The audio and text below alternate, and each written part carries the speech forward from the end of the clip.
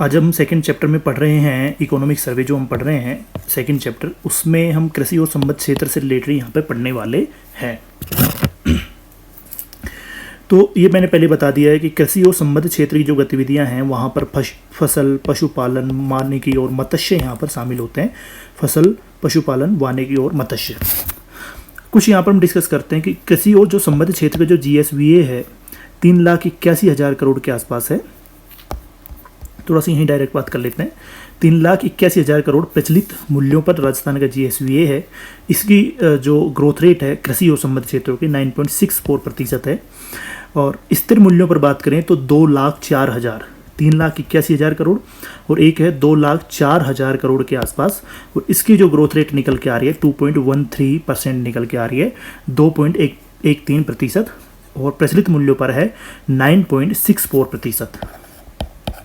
तो जो कृषि है उसकी जो ग्रोथ रेट है कृषि और संबद्ध क्षेत्रों की प्रचलित मूल्यों पर 9.64% है, 9.64%।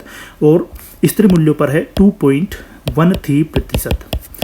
इस प्रचलित मूल्यों पर GSVA में कृषि और संबद्ध क्षेत्र का योगदान है 3,81,000 करोड़ और स्थिर मूल्यों पर है 2,04,000 करोड़ के आसपास। ठीक है, तो ये मोटा मोटा आपको डेटा याद रखना है। नेक्स्ट हम बात करते हैं कि भाई अगर अपन कहें कि GSVA में कृषि और GSVA में जो है कृषि और संबद्ध क्षेत्र का योगदान क्या है, तो प्रचलित मूल्यों पर अगर अपन बात करें तो 2011-12 में 28.56% था, जो अब घट गया है और ये हो गया 26.72%। ये प्रचलित मूल्यों पर है। तो मैंने लगभग इसको बताया था 27% के आसपास यहाँ पर प्रचलित मूल्यों पर GSVA में योगदान है कृषि का। तो 27% मैंने आपको बताया था। और ये 2011-12 में कितना था, 28.56%। तो आप अगर कृषि से रिलेटेड कोई क्वेश्चन आता है मेंस एग्जाम में तो वहाँ पे कोट कर सकते हो कि GSVA में कृषि और संबद्ध क्षेत्रों का योगदान 2011-12 में 28.56% था, जो अब वर्तमान में घट गया है और 2023-24 में ये मान हो गया है 26.72%। ठीक है, GSVA में। तो अब इसका जो निकल के आ रहा है अप्रोक्स 27% योगदान GSVA में प्रचलित मूल्यों पर है कृषि और संबद्ध क्षेत्रों का। अब हम बात करते हैं 2023-24 में प्रचलित मूल्य पर कृषि और संबद्ध क्षेत्र में अगर अपन डिस्कस करें तो यहाँ पर फसल का जो प्रतिशत निकल के आता है, फसल का योगदान 44.53% निकल के आता है, लगभग 45% फसल का योगदान है। नेक्स्ट निकल के आता है पशुधन क्षेत्र का जो योगदान है वो है 48.58%, 48.58%, लगभग 49% यहाँ पर पशुधन का योगदान है। वानिकी का अगर बात करें तो फसल और संबद्ध क्षेत्रों में वानिकी का योगदान है 6.4% और मत्स्य का योगदान है लगभग 0.49% इक्वल टू 0.5%। तो GSVA में सबसे ज़्यादा योगदान किसका है, पशुधन क्षेत्र का है और लगभग कितना है 49% के आसपास। उसके बाद में फसल क्षेत्र का है जो लगभग कितना है 45% के हिसाब से आसपास।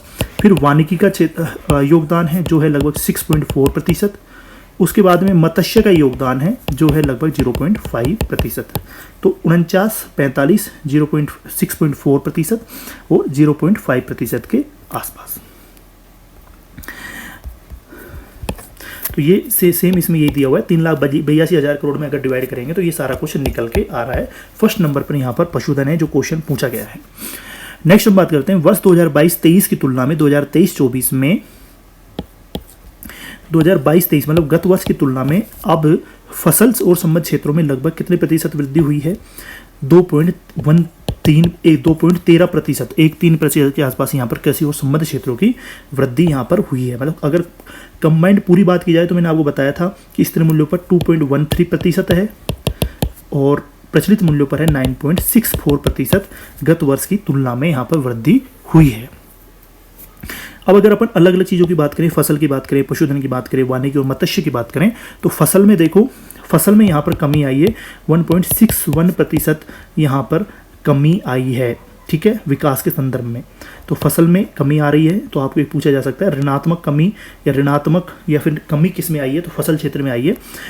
पशुधन क्षेत्र में और बाकी सब क्षेत्रों में वृद्धि हुई है। पशुधन क्षेत्र में वृद्धि हुई है 5.83%, वानिकी क्षेत्र में वृद्धि हुई है 2.82%, मत्स्य क्षेत्र में सबसे ज़्यादा वृद्धि हुई है 15.21%। तो क्वेश्चन बन सकता है कि मत्स्य 2022-23 की तुलना में 2023-24 में सर्वाधिक वृद्धि किस क्षेत्र में हुई है। कृषि और संबंध क्षेत्रों में बात करें तो मत्स्य क्षेत्र में हुई है लगभग 15% के आसपास। सर्वाधिक कमी किस में हुई है तो यहाँ पर फसल क्षेत्र में सबसे ज़्यादा कमी हुई है, क्योंकि वहाँ पर वो ऋणात्मक कमी हुई है, कमी दर्ज की गई है 1.61% के आसपास यहाँ पर कमी आई है 2022-23 की तुलना में 2023-24 में। 2023-24 में अगर प्रचलित मूल्यों पर बात करें तो फसल का जो जीएसबी में योगदान है वो कितना है 1.70 लाख करोड़ के आसपास, ठीक है। और यहाँ पर अगर फसल में बात करें तो सर्वाधिक जो आय होती है तो खरीफ की अगर बात करें तो बाजरा, मूंगफली और मूंग ये खरीफ की फसलें हैं जिनसे सर्वाधिक आय होती है राजस्थान में। और रबी में बात करें तो गेहूँ, सरसों और चना, इन तीन फसलें हैं, बाजरा, मूंगफली और मूंग, ये तो हैं अपनी खरीफ सीजन की फसलें। रबी सीजन की फसलें हैं गेहूं, सरसों, चना। तो ये जो तीन हैं इन पे इनकी सर्वाधिक आय, मतलब इन फसल क्षेत्र में सर्वाधिक आय इनसे प्राप्त होती है। फसल क्षेत्र का जीएसबी में योगदान 1.70 लाख करोड़ के आसपास है या 1.7 लाख करोड़ के आसपास है, 1,70,000 करोड़ के आसपास है। प्रचलित क्षेत्र में अगर बात करें तो पशुधन क्षेत्र का योगदान है 1.85 लाख करोड़ के आसपास, मतलब 1,85,000 करोड़ के आसपास पशुधन क्षेत्र का योगदान है। और अगर पशुधन क्षेत्र में भी सर्वाधिक आय की बात करें तो देखो सर्वाधिक आय जो होती है दूध की होती है, दूध से होती है, उसके बाद अंडों से होती है, उसके बाद मांस से होती है, दूध, अंडे और मांस। अगर अपन यहाँ पे देखेंगे तो CAGR जो निकल के आ रहा है, इतना ज़्यादा डिटेल में आपको जाने की आवश्यकता नहीं है कि फसल का CAGR 1.83% है, पशुधन क्षेत्र का योगदान 9.46% है, 2.97% है जो वानिकी और लॉगिंग का है, और मत्स्य क्षेत्र का 9.68% है। पूछा जा सकता है लेकिन आप याद कर लीजिए। तो यहाँ पे देखोगे इस वाले पाई चार्ट से तो यहाँ पर पता लगेगा जो दूध का योगदान है पशुधन उत्पादों में सर्वाधिक है। उसके बाद में निकल के आता है आपके अंडे जो 0.64% यहाँ पर सकल मूल्य उत्पाद में इनका हिस्सा है। उसके बाद पोल्ट्री, ठीक है, पोल्ट्री का लगभग 6.35% और अन्य का योगदान है 12.36%। तो सर्वाधिक योगदान जो पशुधन क्षेत्र में है आय का वो है दूध, ठीक है। तो ये हमने यहाँ पे डिस्कस कर लिया। अब हम बात करते हैं भू उपयोग के बारे में कि हमारे जो राजस्थान की भूमि है वो किस हिसाब से यहाँ पर यूज आ रही है। तो राजस्थान में अगर बात करें तो ये पहले पता है कि 3,42,000 वर्ग किलोमीटर के आसपास, 342.81 लाख हेक्टेयर के आसपास यहाँ पर राजस्थान में क्षेत्रफल है।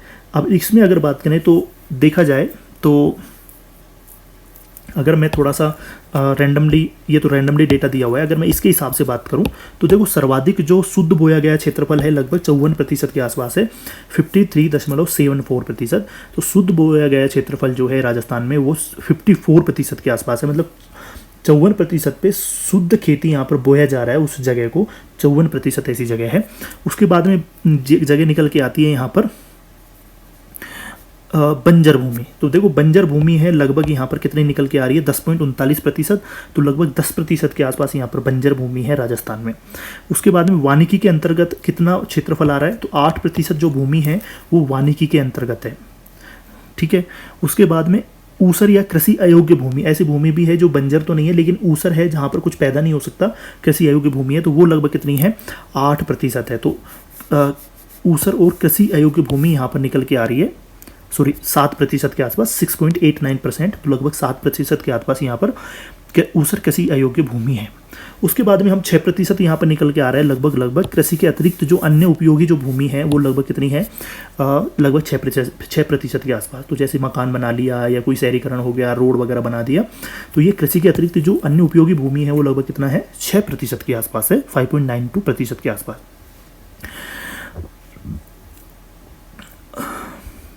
उसके बाद हम बात करते हैं जो स्थायी चारागाह या अन्य गोचर जो भूमि है, स्थायी चारागाह या अन्य गोचर भूमि, तो लगभग 5% के आसपास है, 4.82%। चालू पड़त भूमि की अगर बात करें तो 4.38%, तो लगभग 4.38% है, तो लगभग आप इसको 4.5% के आसपास लेके चल सकते हैं।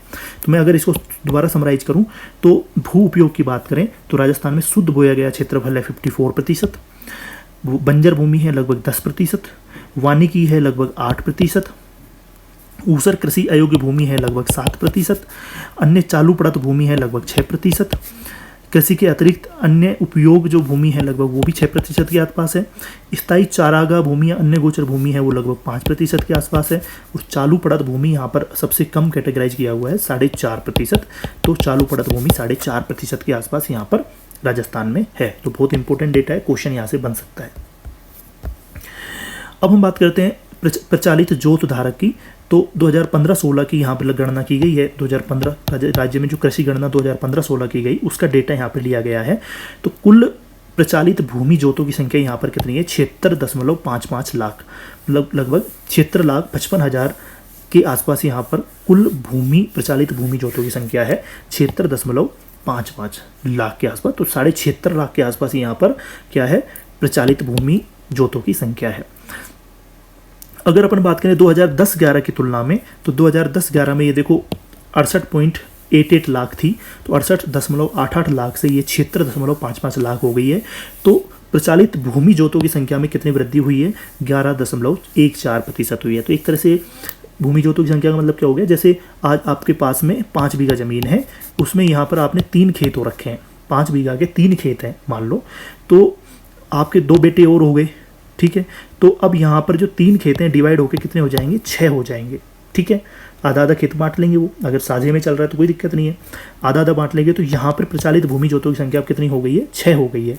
तो 2010-11 में जो 68.88 लाख थी, कम थी, तो अब यहाँ पर बढ़ गई है। यहाँ पे जो उनके बच्चे हुए, उन्होंने डिवाइडेशन हुआ, चीज़ें हुई, तो यहाँ पर प्रचालित भूमि जोतों की संख्या बढ़ती जा रही है। और इसमें कितनी प्रतिशत वृद्धि हुई है? 11.14% हुई है। तो लगभग आप मान सकते हो कि 11% के आसपास यहाँ पर 2010-11 की तुलना में 2015-16 में वृद्धि हुई है। अब बात हम करते हैं कि भाई यहाँ पर देखो 3-4-5 तरह की कैटेगराइजेशन किया गया है। सीमांत जोत, लघु जोत, अर्धमध्यम जोत, मध्यम जोत और बड़े आकार की जोत। तो सीमांत जोत, उसके बाद लघु जोत, फिर उसके बाद अर्धमध्यम, फिर मध्यम, फिर बड़े आकार की जोत। तो इस तरह से कैटेगराइजेशन यहाँ पे किया गया है 5 तरीके से: सीमांत, लघु, अर्धमध्यम, मध्यम और बड़े आकार की जोत। तो सीमांत जोत की अगर अपन बात करें तो 40% के आसपास सीमांत जोत यहाँ पर है। तो एक तरह से जो सबसे छोटी जो जोतें हैं ना, उनको सीमांत जोत बोल सकते हो आप। तो सबसे छोटी जोतों की संख्या यहाँ पे बहुत ज़्यादा है। बड़े आकार के खेत बहुत कम मिलेंगे क्योंकि डिवाइडेशन इतना हो चुका है। जैसे पंजाब साइड में, अरे इधर साइड जाओगे तो वहाँ पे 10-10 बीघा की एक चक मिलता है पूरा, लेकिन अपने यहाँ पर हो सकता है एक बीघा जो खेत है उसके 3 टुकड़े कर रखें। तो यहाँ पर जो सीमांत जोत है, मतलब सबसे छोटी जो जोतें हैं, उनकी संख्या बहुत ज़्यादा है। तो लगभग कितने प्रतिशत है? 40% के आसपास है, ठीक है। सीमांत जोत लगभग 40% के आसपास यहाँ पर है। उसके बाद अगर अपन बात करें तो लघु जोतों की बात करें तो लघु जोत उससे कम मिलेंगी, करीब मतलब लघु जोतों की संख्या कम है, तो 22% के आसपास यहाँ पर लघु जोत हैं। उसके बाद अर्धमध्यम की बात करें तो 18.5% के आसपास है। अगर अपन बात करें मध्यम के आसपास तो 15% के आसपास है। और अगर अपन बड़े आकार की जोत की बात करें तो 4.69% या लगभग 4.7% के आसपास यहाँ पे बड़े आकार की जोत है। तो बड़े आकार के खेत बहुत कम मिलेंगे, ठीक है। सीमांत जोत यहाँ पे बहुत ज़्यादा मिलेंगे। तो एक तरह से अपन देखा जाए तो मैं क्या कह सकता हूँ, सीमांत जोतों की संख्या बहुत ज़्यादा है, 40% के आसपास सीमांत जोत। उसके बाद लघु जोत हैं जो 22%, अर्धमध्यम जोत हैं जो 18.5% और मध्यम प्रकार की जो जोतें हैं, प्रचालित जोतों की संख्या है जो करीब 15% के आसपास है। और अगर अपने बड़े आकार की जोतों की बात करें तो 4.7% के आसपास यहाँ पर बड़ी आकार की जोतें हैं, ठीक है। तो अगर अपन बात करें एक चीज़ें, तो यहाँ पर एक चीज़ लिखी हुई है कि जो सीमांत, लघु, अर्धमध्यम और मध्यम आकार की वर्गों की जो जोतें हैं उनकी संख्या में वृद्धि हुई है, जबकि बड़े आकार की जो जोत हैं उनमें कमी हुई है। तो मैंने पहले ही कहा कि बड़ा खेत है उसका डिवाइडेशन होता जा रहा है, तो यहाँ पर जो बड़े आकार के खेत हैं वो बढ़ेंगे तो है ही नहीं, अब तो कमी होते जाएंगे। तो उसका हिस्सा किस में जा रहा है? अलग प्रकार की जोतों में जा रहा है। तो बड़े आकार की जो जोत हैं उनकी संख्या में यहाँ पर कमी आई है, बाकी और प्रकार की जो जोतें हैं उनकी संख्या में यहाँ पर वृद्धि हुई है। तो अगर अपन बात करें, वही सेम डेटा यहाँ पे निकल के आ रहा है कि 2010-11 में की तुलना में 2015-16 में जो प्रचालित भूमि जोतों की संख्या में कितनी प्रतिशत वृद्धि हुई थी? 11.14% की वृद्धि हुई थी। वही सेम डेटा यहाँ पे आ गया है कि बड़े आकार के भू जोतों की संख्या में 11.14% की यहाँ पर कमी आई है। तो वहाँ पर जोतों की संख्या में 11.14% की वृद्धि हुई है और यहाँ पर बड़े आकार की जोतों की संख्या में 11.14% की कमी आई है। तो दोनों को सेम डेटा है, ज़्यादा याद रखना नहीं है, सेम डेटा है। अब हम बात करते हैं भाई 2010-11 में कुल जोतों का जो क्षेत्रफल था लगभग कितना था, 211.36 लाख के आसपास था। जो 2015-16 में यहाँ पर कुल जोतों का क्षेत्रफल घट गया है। तो कितना क्षेत्रफल घटा है, 1.24% की यहाँ पर कमी आई है। कुल जोत क्षेत्रफल में कितनी कमी दर्ज की गई है, 1.24%। तो 1.25% के आसपास यहाँ पर कमी दर्ज की गई है। तो भाई अब पूछोगे आप जोतों की संख्या में कमी क्यों आई, तो भाई कुछ जोत ऐसे खेत हैं, तो हो सकता है ना यहाँ पे कुछ मकान बना दिए हों, रोड बना दिए हों, कुछ भी है, तो जोत तो आएगा कहाँ से, ज़मीन तो लिमिटेड है। तो जो आपके जैसे आपके गाँव में खेत, आपके पास 1 बीघा खेत है, आपने अभी तक आप खेती कर रहे थे, लेकिन आपने अभी यहाँ पर एक मकान बना दिया, तो इसमें इस जोत में कमी आ गई है, इस खेत में कमी आ गई, बाकी ये वाला मकान आपने बना दिया। तो यहाँ पर जोतों की संख्या में कितने प्रतिशत कमी आई है, 2010-11 की तुलना में 1.24% की यहाँ पर कमी आई है। अब हम बात करते हैं भाई 2010-11 की तुलना में, अगर 2015-16 में बात करें तो क्षेत्रफल, पहले हमने जोतों की संख्या की बात करी थी, अब क्षेत्रफल की बात करते हैं कि क्षेत्रफल में क्या चेंजेज हुए हैं। तो देखो, हमेशा मैं आपको ये बात ध्यान रखना कि भाई जो छोटे प्रकार की जो जोतें होती हैं ना, उनके क्षेत्रफल में हमेशा वृद्धि होती जाती है और बड़े आकार की जोतें हैं जो कम होती जा रही हैं, ठीक है।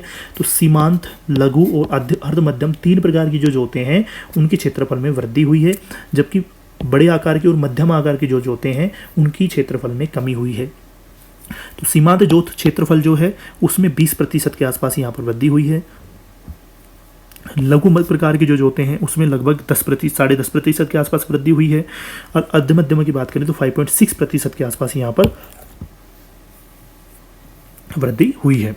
और अगर हम कमी की बात करें तो बड़े आकार की जो जोतें हैं उसमें 13% उसके क्षेत्रफल में लगभग 13% की कमी आई है, ठीक है। कितने प्रतिशत की कमी आई है, 13% की कमी आई है, लगभग 13.2% की कमी आई है। वहीं जो मध्यम आकार की जोतें हैं उसमें उनके क्षेत्रफल जो है उसमें 0.27% की यहाँ पर कमी आई है। तो ये थोड़ा सा डेटा आपको याद रखना है। थोड़ा सा यहाँ पे एक चीज़ ये और दिए रखा है, 2015-16 में राज्य में जो भूमि जोतों का जो औसत था वो कितना था, 2.73 हेक्टेयर। तो मतलब अगर औसत निकालें हर जोत का और क्षेत्रफल से डिवाइड करें और क्षेत्रफल की जोतों की संख्या से डिवाइड करें तो लगभग एक जोत का लगभग आकार आ रहा था 2.73 हेक्टेयर आ रहा था। मतलब औसत भूमि जोतों का औसत आकार 2.73 हेक्टेयर था, जो वर्ष 2010-11 में क्या है थोड़ा सा बढ़ गया, 2010-11 में 3.07 हेक्टेयर था। मतलब यहाँ पर भूमि जोतों का जो औसत है 2.73 हेक्टेयर रहा 2015-16 में, और 2011 में 3.07 हेक्टेयर था। तो इस तरह से यहाँ पे कितनी कमी आई है, 11.07। औसत भूमि जोतों का जो औसत आकार है उसमें कमी आई है 11.07। तो लगभग 11% का डेटा यहाँ पे निकल के आ रहा है। 11.14, फिर 11.14 एक आपने देखा, अब ये 11.07% का यहाँ पर कमी बता रहा है भूमि जोतों के औसत आकार में। अब दोस्तों यहाँ पे एक महिला प्रचालित जोत धारक, तो महिलाएं जो महिलाओं के नाम पे जो जोतें हैं उनमें कितनी संख्याएं और क्षेत्रफल यहाँ पे हम डिस्कस करेंगे। तो 2015-16 के अनुसार अगर कुल प्रचालित महिला जोत धारकों की, महिला जोतों की बात करें तो 7.75 लाख थी। तो करीब 7.25 लाख के आसपास महिला प्रचालित जोत धारक भूमि जोतों की संख्या 7.25 लाख के आसपास थी, 7.75 लाख, ठीक है। अब हम बात करते हैं कि महिला भूमि जोतों की संख्या में अब यहाँ पर कितनी प्रतिशत की वृद्धि हुई है 2010-11 की तुलना में। तो लगभग 42% की आप वृद्धि मान सकते हो कि 41.94% की यहाँ पर 2010-11 की तुलना में वृद्धि हुई है महिला प्रचालित जोत धारकों में। अब हम बात करते हैं कि भाई सब चीज़ की बात कर लेते हैं, सीमांत, लघु, अर्ध मध्यम, मध्यम और बड़े आकार के अगर वर्गीकृत महिला जोत धारकों की कुल जोतों से अगर बात करें तो देखो वही मैंने पहले बताया, सीमांत जो जोत हैं लगभग 50% के आसपास, 49.55%, लगभग 49.5% के आसपास सीमांत महिला जोत धारकों का जोतों की संख्या है। 20.77% लघु महिला जोत धारक की जोत प्रतिशत है। उसके बाद में 15% के आसपास अर्ध मध्यम और मध्यम है लगभग 12% और बड़े आकार है लगभग 3%। तो कुल जोतों से प्रतिशत अपन निकालें तो सीमांत महिला जोत धारक जो हैं वो 50% के आसपास हैं, लघु महिला जोत धारक हैं 21% के आसपास हैं, अर्ध मध्यम जोत धारक हैं जो 15% के आसपास हैं, मध्यम जो जोत धारक हैं वो 12% के आसपास हैं, और जो बड़े आकार के महिला जोत धारक हैं वो हैं लगभग 3%। तो डेटा कैसे आ रहा है, 50%, फिर 21%, फिर 15%, फिर 12% और 3%। तो 50, 21%, 15%, 12% और 3%। तो 50, 21, 15 और 12 और फिर 3। तो एक तरह से आप देख सकते हो 50 से लगभग 21 पे आ गया, 21 से दोबारा 6 घटा, फिर उसमें से 3 घटा दो, लास्ट में जाके ये 3 निकल के आ रहा है। तो ऐसा कुछ डेटा आप याद रख सकते हो। नेक्स्ट हम बात करते हैं भाई क्षेत्रफल की। अगर बात करें तो महिला जोत धारकों का जो क्षेत्रफल 2015-16 में लगभग कितना हो गया था, 16.55 लाख हेक्टेयर, मतलब 16,55,000 लाख हेक्टेयर के आसपास यहाँ पर महिला जोत धारकों का महिला भूमि जोतों का जो क्षेत्रफल था वो 16.55 लाख हेक्टेयर था। तो एक तरह से देखा जाए तो महिला भूमि जोतों के जो कुल क्षेत्रफल है उसमें कितनी प्रतिशत की वृद्धि हुई है, तो 24.44% के आसपास वृद्धि हुई है। लगभग 24.5% महिला भूमि जोतों के क्षेत्रफल में यहाँ पर वृद्धि हुई। इसका मतलब ये है कि महिलाओं के जो महिला जोत धारक हैं वो भी बढ़ रहे हैं, महिला जोत धारकों के हिस्से में जो भूमि आ रही है वो भी उसकी भी संख्या में, उसके क्षेत्रफल में भी यहाँ पर वृद्धि हो रही है।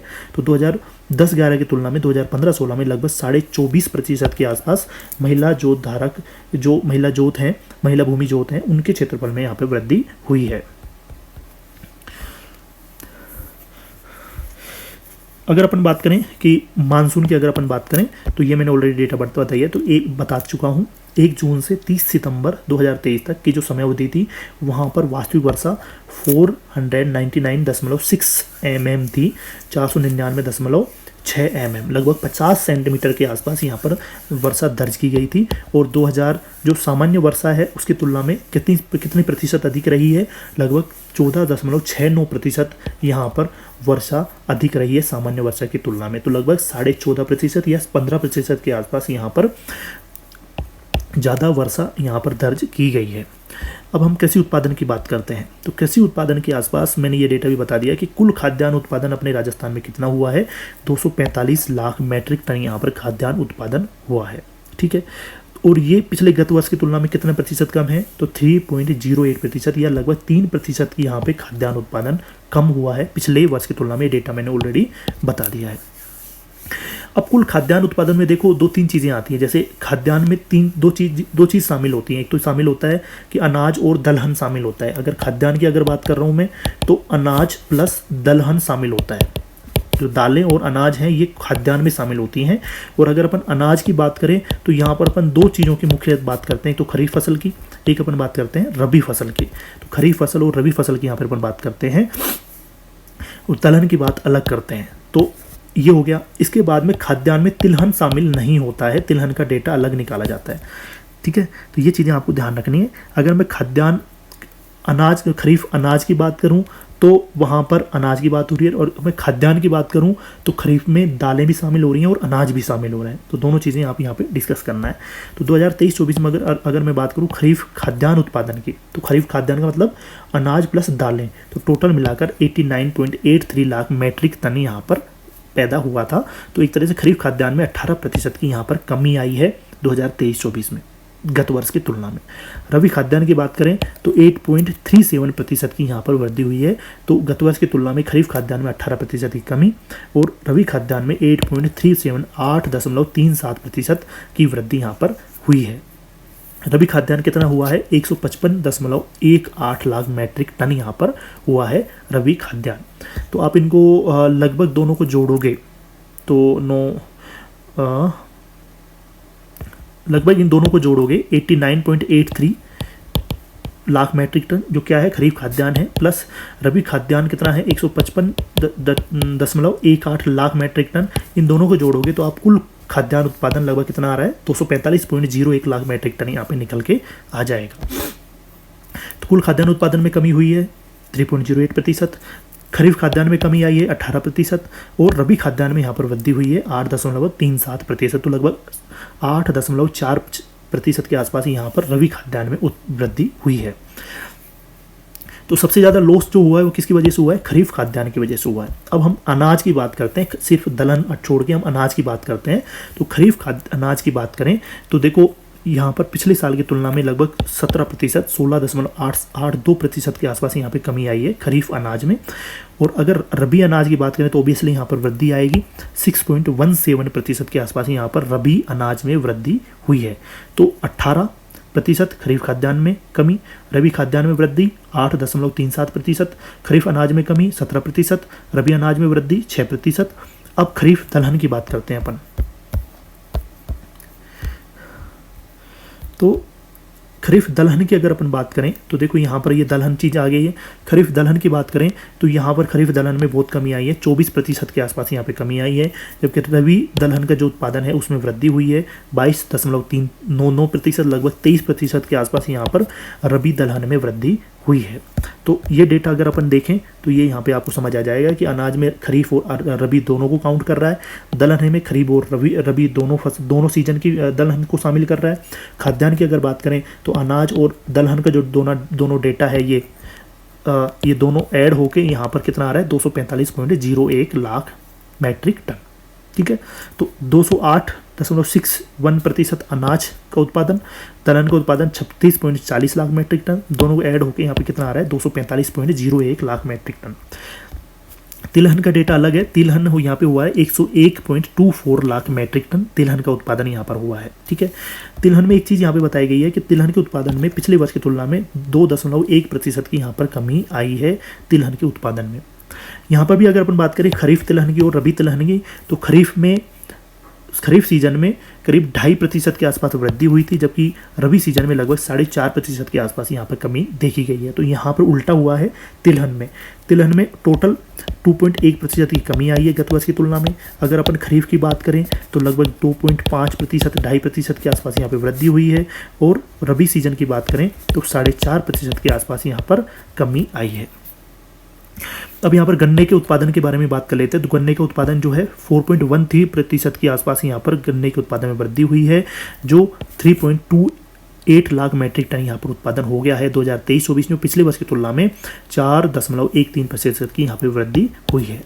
कपास के उत्पादन की बात करें तो यहाँ पे 2022-23 में लगभग 27.76 लाख गांठें यहाँ पे हुई हैं, जिसके हिसाब से अगर बात करें तो लगभग 5.5% या 5.6% के आसपास यहाँ पर गन्ने के उत्पादन में कमी दर्ज की गई है। तो ये हमने डेटा याद किया। अब हम थोड़ा सा ये पढ़ लेते हैं, बहुत क्वेश्चन यहाँ से बन सकता है कि विभिन्न कृषि फसलों में राजस्थान का योगदान क्या है। तो देखा जाए तो राजस्थान देश में बाजरा, सरसों, कुल तिलहन और ग्वार फसलों में प्रथम स्थान रखता है, उत्पादन सबसे ज़्यादा होता है। बाजरा, सरसों, कुल तिलहन और ग्वार फसल, बाजरा, सरसों, कुल तिलहन और ग्वार फसलों में राजस्थान का फर्स्ट स्थान है पूरे देश में। उसके बाद हम बात करते हैं पोषक अनाज और मूंगफली की। तो पोषक अनाज और मूंगफली में यहाँ पर राजस्थान का सेकंड स्थान है। उसके बाद थर्ड स्थान में राजस्थान पूरे देश में किस किस चीज़ में है? चना, कुल दलहन, ज्वार और सोयाबीन। चना, ज्वार, सोयाबीन और कुल दलहन जो है उसमें राजस्थान थर्ड नंबर पर यहाँ पर है। तो फर्स्ट वाली चीज़ें थोड़ा सा याद कर लो, बाजरा, सरसों, कुल तिलहन और ग्वार। तो राजस्थान बाजरे का कितना प्रतिशत यहाँ पर उत्पादन करता है? लगभग 39% राजस्थान बाजरे का उत्पादन करता है पूरे देश का। सरसों में भी फर्स्ट स्थान है राजस्थान, तो यहाँ पर लगभग 47%, 46.63% के आसपास, 47% के आसपास पूरा सरसों उत्पादन करता है, 47% के आसपास पूरे राजस्थान देश का। ठीक है, कुल तिलहन में भी फर्स्ट स्थान है, तो लगभग 22% के आसपास या 22% के आसपास यहाँ पर कुल तिलहन का यहाँ पर उत्पादन होता है राजस्थान में, देश के कुल तिलहन का। ग्वार में भी राजस्थान फर्स्ट स्थान है, तो ग्वार का तो एक तरह से एक छत्र राज्य मान सकते हो राजस्थान। तो लगभग 88%, 88%, 87.69% या मतलब 88% के आसपास राजस्थान में किसका उत्पादन होता है? ग्वार का उत्पादन होता है। तो ये फर्स्ट वाली चीज़ों का डेटा ये याद रख लेना, लेकिन फर्स्ट, सेकंड, थर्ड किस में है वो सब हमको याद रखना। फर्स्ट है बाजरा, सरसों, कुल तिलहन और ग्वार। बाजरा, सरसों, कुल तिलहन और ग्वार, बाजरा, सरसों, कुल तिलहन और ग्वार, इसमें फर्स्ट स्थान है। सेकंड स्थान है पोषक अनाज और मूंगफली में, पोषक अनाज और मूंगफली में। थर्ड स्थान है कुल दलहन, चना, ज्वार, सोयाबीन। कुल दलहन, चना, ज्वार और सोयाबीन, इसमें थर्ड स्थान है राजस्थान का। ठीक है, ये तो आपके जो है कृषि जलवायु क्षेत्रवार मुख्य फसलें जो हैं ये आपके ऑलरेडी उसमें है ज्योग्राफी में, तो राजस्थान ज्योग्राफी वहाँ पे आपका कवर हो जाएगा। कल से हम थोड़ा सा नेक्स्ट क्लास में हम मुख्य जो योजनाएं हैं वो यहाँ पर हम कवर करेंगे, तो नेक्स्ट क्लास को ज़रूर देखें। कैसी क्लास लगी कमेंट ज़रूर करना। और